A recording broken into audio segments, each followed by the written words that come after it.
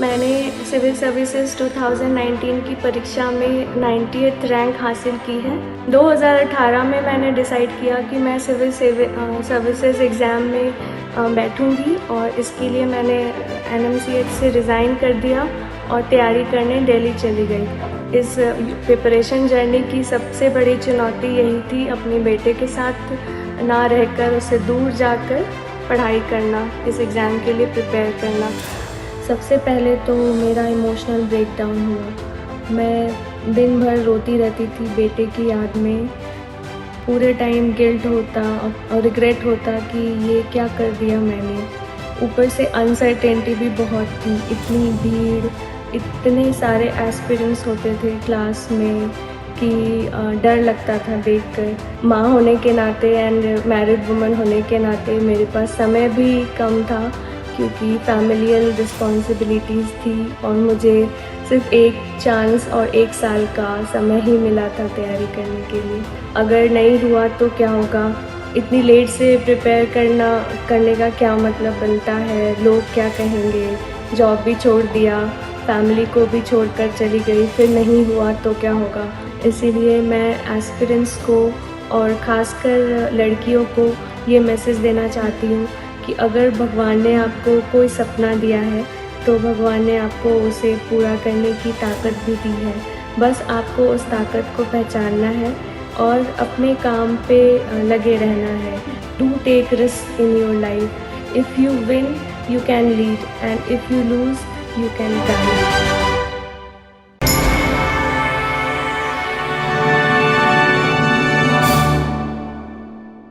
Hello everyone, मेरा नाम अनुपमा सिंह है।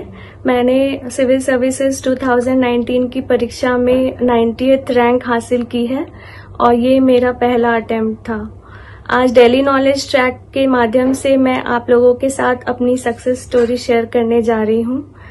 मैं मूलतः बिहार की रहने वाली हूँ। मेरे पिता एक रिटायर्ड मेडिकल रिप्रेजेंटेटिव हैं और मेरी माँ एक आंगनवाड़ी सेविका है। मैं पेशे से गायनेकोलॉजिस्ट रह चुकी हूँ। मैंने अपनी MBBS 2011 में पटना मेडिकल कॉलेज से कंप्लीट किया और मैंने फिर अपना MS गायनेकोलॉजी 2014 में institute of medical sciences Banaras Hindu university से किया।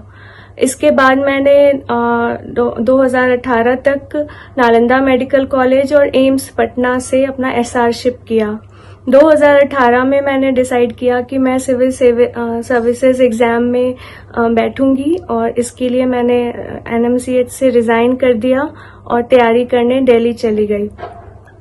I am also married woman and मेरा एक 5 साल का बेटा भी है जो उस वक्त महज 2.5 साल का था। मेरे इस प्रिपरेशन जर्नी की सबसे बड़ी चुनौती यही थी अपने बेटे के साथ ना रहकर उसे दूर जाकर पढ़ाई करना, इस एग्ज़ाम के लिए प्रिपेयर करना। बट इस चुनौती में मेरे परिवार ने और मेरे पति ने मेरा पूरा सहयोग दिया। उनके सपोर्ट के बिना ये सफलता पाना मेरे लिए बहुत मुश्किल हो जाता। इसीलिए आज DKT के थ्रू मैं उन्हें भी धन्यवाद देना चाहती हूँ और उन सभी को ये मैसेज देना चाहती हूँ कि अगर आपके घर में भी कोई बेटा है या बेटी है या फिर बहू ही है तो उसे भी अपने एस्पिरेशंस को चेज करने में हेल्प करिए और उनका सपोर्ट करिए। मेरी प्रिपरेशन में कुछ और चैलेंजेस भी थे। मुझे पढ़ाई छोड़े और जॉब के साथ घर गृहस्थी संभालते हुए काफ़ी टाइम हो गया था and it was quite difficult for me to leave my well settled comfort zone of family life and the job and दोबारा से स्टूडेंट लाइफ स्टार्ट करना, दोबारा से अकेले दिल्ली में रहकर पढ़ाई करना एंड एक माँ होने के नाते एंड मैरिड वुमन होने के नाते मेरे पास समय भी कम था क्योंकि फैमिलियल रिस्पॉन्सिबिलिटीज़ थी और मुझे सिर्फ एक चांस और 1 साल का समय ही मिला था तैयारी करने के लिए। अब मैं अपनी जर्नी के बारे में डिटेल से बताऊंगी और मेरे सामने जो भी चैलेंजेस आए उनको मैंने कैसे डील किया ये बताऊंगी। अगर मेरी स्टोरी से किसी एक एस्पिरेंट को भी कोई फायदा हो जाता है then my purpose is solved. First of all, on the decision to completely shift your career.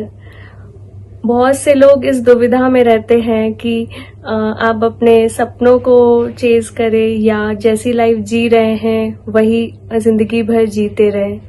एक इनर्शिया सी हो जाती है, डर लगता है कुछ नया ट्राई करने में और रिस्क लेने में। मेरे साथ भी यही हुआ। यूपीएससी के बारे में मैंने पहले कभी नहीं सोचा था। इसकी तरफ रुझान मेरा काफ़ी लेट से हुआ। फिर कभी भी सीरियसली सोच नहीं पाती थी क्योंकि छोटा बच्चा था, फैमिली थी। फिर इतने लेट से तैयारी करने से डर लगता था। काफ़ी टफ एंड अनप्रिडिक्टेबल एग्ज़ाम है। अगर नहीं हुआ तो क्या होगा? इतनी लेट से प्रिपेयर करने का क्या मतलब बनता है? लोग क्या कहेंगे? जॉब भी छोड़ दिया, फैमिली को भी छोड़कर चली गई, फिर नहीं हुआ तो क्या होगा? अटेम्प्ट्स भी ज़्यादा नहीं थे। इतनी लेट से तैयारी करने में काफ़ी डर लगता था। मेरे पास काफ़ी लोगों के मैसेजेस आते हैं, स्पेशली मैरिड वुमेन एंड कुछ ऐसे जिनका बच्चा अभी छोटा है, कि मैम काफ़ी टफ है बच्चे के साथ पढ़ाई करना, कैसे किया आपने? तो मैं उनको यही जवाब देती हूँ कि ask for a chance from your family, try to convince them. उनका जितना हो सके आप सपोर्ट लें, सहयोग लें और उनको कन्विंस करने की कोशिश करें। Show your determination and will power for your dream and they will understand you. Most of the time the family supports you, लेकिन कभी कभी ऐसा भी होता है कि फैमिली आपको समझ नहीं पाती, सोसाइटल प्रेशर होता है जिसकी वजह से वो सपोर्ट नहीं कर पाती। उस कंडीशन में आपको खुद के लिए अकेले ही खड़ा होना होगा। आपको खुद को एक चांस देना होगा और अपनी सपनों को पूरा करने के लिए आपको जो भी करना पड़े आपको करना चाहिए। It's never too late for your dreams. अगर आपके पास 1 साल भी बचा है फिर भी आप कोशिश करिए। यूपीएससी ही नहीं, अगर कुछ और सपना भी है आपका और आपके पास ज़्यादा टाइम नहीं है फिर भी आपको ट्राई करना चाहिए एक बार, क्योंकि अगर आप ट्राई नहीं करेंगे तो आपको बाद में रिग्रेट होगा and that regret is very painful. इसीलिए मैंने अपनी फैमिली के साथ डिस्कस किया और I was lucky in this कि वो मान गए और उन्होंने मेरा पूरा सपोर्ट किया। मेरे एब्सेंस में मेरे हस्बैंड ने, मम्मी ने, सिस्टर इन लॉ ने मेरे बेटे का पूरा ध्यान रखा। मैं ये मैसेज देना चाहती हूँ सभी को और मैं इसमें पूरा विश्वास रखती हूँ कि do take risk in your life. If you win you can lead and if you lose you can guide. मैंने दिल्ली जाकर कोचिंग लेने का फैसला किया, बट मैं एस्पिरेंट्स को ये कहना चाहती हूँ कि कोचिंग इज़ नॉट मैंडेटरी। ये आपके लिए सिर्फ एक इनिशियल हैंड होल्डिंग का काम करता है। मेन पढ़ाई आपकी सेल्फ स्टडी ही होती है। कोचिंग से सिर्फ आप 15 to 20% का काम आसान कर सकते हैं, जो कि आप सेल्फ स्टडी से भी कर सकते हैं। इसीलिए कोचिंग इज़ नॉट मैंडेटरी। मैंने कोचिंग का डिसीजन इसलिए लिया क्योंकि मुझे वैसे भी घर से दूर जाना ही था, क्योंकि मेरा बेटा छोटा था और अगर मैं घर पे रहती तो वो पूरे टाइम मेरे साथ ही रहना चाहता था।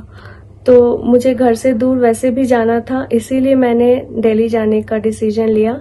सेकेंडली, मेरे पास कोई भी गाइडेंस नहीं थी, ना ही फैमिली में और ना ही फ्रेंड्स में जिसने कभी तैयारी की हो, इसीलिए मुझे कोचिंग लेना सही लगा। थर्डली, मेरे पास टाइम भी काफ़ी कम था इस प्रिपरेशन के लिए। इसी अटेम्प्ट को मुझे फर्स्ट एंड लास्ट अटेम्प्ट की तरह लेना था, इसीलिए मैं रिस्क नहीं लेना चाहती थी। That's why I decided to take coaching. But aspirants के लिए मैंडेटरी नहीं है। हर एस्पिरेंट की प्रॉब्लम्स अलग अलग होती हैं, उनकी सर्कमस्टांसेस यूनिक होती हैं। मेरे पास एटलीस्ट फाइनेंशियल सिक्योरिटी थी, इसीलिए मैंने जॉब भी छोड़ा और मैं कोचिंग भी अफोर्ड कर सकती थी। लेकिन अगर आप जॉब छोड़ना या कोचिंग अफोर्ड नहीं कर सकते तो फिर आप सेल्फ स्टडी से भी इस एग्ज़ाम को क्रैक कर सकते हैं। आई नो मेनी टॉपर्स जिन्होंने विदाउट एनी कोचिंग इस एग्ज़ाम को क्रैक ही नहीं बल्कि टॉपर्स में आए हैं और विथ फुल टाइम जॉब भी काफ़ी सारे टॉपर्स ने इस एग्ज़ाम को क्रैक किया है। इसके बाद मैं दिल्ली चली गई। अभी लाइफ में काफ़ी सारे उतार चढ़ाव आना बाकी थे। सबसे पहले तो मेरा इमोशनल ब्रेकडाउन हुआ। मैं दिन भर रोती रहती थी बेटे की याद में। पूरे टाइम गिल्ट होता और रिग्रेट होता कि ये क्या कर दिया मैंने। ऊपर से अनसर्टेनिटी भी बहुत थी, इतनी भीड़, इतने सारे एस्पिरेंट्स होते थे क्लास में कि डर लगता था देखकर कि इतना कॉम्पिटिटिव एग्ज़ाम है और मैं इसमें कहीं स्टैंड भी नहीं करती। My background was also medical और मेरी नॉलेज सिर्फ मेरे फील्ड तक ही लिमिटेड थी। ह्यूमैनिटीज सब्जेक्ट तो मैंने 10th के बाद कभी पढ़ा ही नहीं था और 10th मैंने 2002 में किया था। इकोनॉमिक्स तो मैंने 10th में भी नहीं पढ़ा था और करंट अफेयर से भी कोई टच नहीं था मेरा। न्यूज़पेपर पढ़ने में मुझे घंटों लग जाते थे। तो शुरू में क्लासेस में भी कुछ खास समझ में नहीं आता था।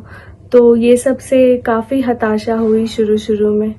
फिर दूसरे हर्डल्स भी आए, जैसे फैमिली में कुछ इशू हो जाना, कभी बेटे का बीमार पड़ जाना या कभी वो रोने लगता था तो मन करता था कि सब कुछ छोड़ के वापस आ जाऊं।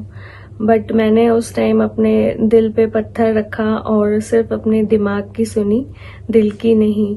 मैं खुद को फर्म और मोटिवेटेड रखने के लिए डेली हर रोज़ अपने आप को याद दिलाती थी कि मैंने आखिर ये डिसीजन लिया ही क्यों था, मैं क्या अचीव करना चाहती थी और अगर मैंने बीच में ये सब छोड़ दिया तो अभी तक की सारी मेहनत और सारी सैक्रिफाइस वेस्ट हो जाएगी और अगर मैं सक्सेसफुल हो गई तो फिर मुझे अपनी सक्सेस को बेटे के साथ शेयर करने में कितना प्राउड फील होगा।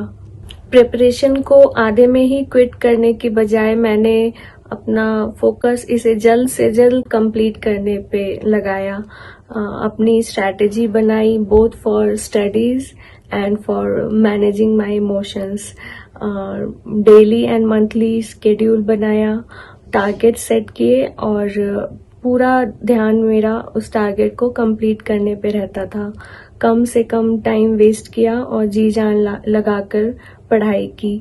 सोशल मीडिया ऐप से मैं बिल्कुल दूर हो गई, बट बेटे से मैं हर रोज़ आधे से 1 घंटे वीडियो कॉल पे बात करती थी और हर 2 से ढाई महीने पे मैं घर एक बार ज़रूर जाती थी। इन दोनों चीज़ों को मैंने अपने दिमाग के लिए एज इंसेंटिव यूज़ किया, क्योंकि इसे मैंने अपने टारगेट से लिंक कर दिया, जैसे कि इतने दिन का इतना टारगेट हो जाएगा तभी वीडियो कॉल करना है, अगर ये मंथली शेड्यूल कंप्लीट हो गया तभी घर जाना है मुझे।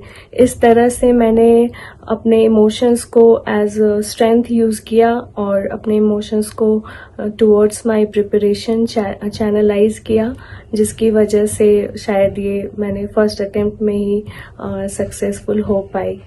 हर फेलियर, हर चैलेंज हमें कुछ ना कुछ ज़रूर सिखाती है। आपको इनको एज लर्निंग्स लेना है, नॉट एज ऑब्स्टेकल्स। इस जर्नी ने मुझे काफ़ी स्ट्रॉन्ग, पहले से स्ट्रॉन्ग और रिजिलियंट बनाया है। इसीलिए मैं एस्पिरेंट्स को और खासकर लड़कियों को ये मैसेज देना चाहती हूँ कि अगर भगवान ने आपको कोई सपना दिया है तो भगवान ने आपको उसे पूरा करने की ताकत भी दी है। बस आपको उस ताकत को पहचानना है और अपने काम पे लगे रहना है। अपने काम को with full commitment and dedication करना है। Be honest to yourself and never get disheartened by failures and challenges.